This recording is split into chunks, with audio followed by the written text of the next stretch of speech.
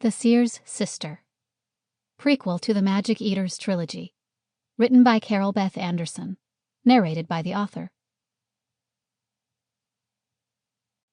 1. Wednesday, Quarry 3, 6293. The End, Rena wrote on the calendar square. Ellin stood behind her sister's chair and glanced at the words. End of what? Humanity. Most of us, anyway. Rena's shoulders lifted in a little shrug.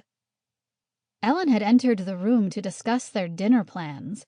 All at once her appetite fled, and her thoughts blurred into a thick haze. She stared at the whirl of short hair on the crown of Rena's head. At last, one thought wriggled free from Ellin's sluggish brain. Rena shrugged.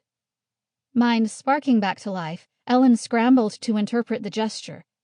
She was joking, or she's not sure what she saw. She opened her mouth to voice her suspicions, but nothing came out, because she knew the truth. Rena was a seer. She didn't joke about her visions, and her certainty was only matched by her accuracy. Ellin drew a deep breath and turned away. It didn't help. In her mind's eye, she still saw Rena, pen in hand, her prophecy scrawled in stark black ink on the white page. Gritting her teeth, Ellin spun back around. She grasped her sister's shoulder and squeezed it hard. I'm going to stop it. Rena looked up. Her eyes, unblinking and calm, met Ellin's. Please do. After getting a large glass of water, Ellin returned to the kitchen table and sat across from Rena. Countless questions raced through her mind, and she blurted out the most urgent ones. How's it going to happen? What do you mean by most of us? What can I do? Rena's pale brown eyes locked onto Ellin, and she spoke in a low, flat voice, relating what she'd seen and ignoring the other questions.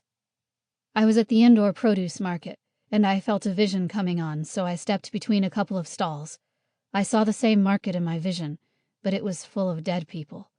One man was standing there, looking down at all the bodies, screaming. Ellin took a deep breath and blew it out. Could you tell how they'd died? It looked like something had bleached their skin and hair. They were white as paper, and they had blood coming out of their mouths, noses, eyes, and ears. She blinked twice. It was as terrible as it sounds. It took a lot for Rena to admit such a thing. Ellin ran her fingers through her wavy, brown, shoulder-length hair, waiting for her sister to... Sample complete. Ready to continue?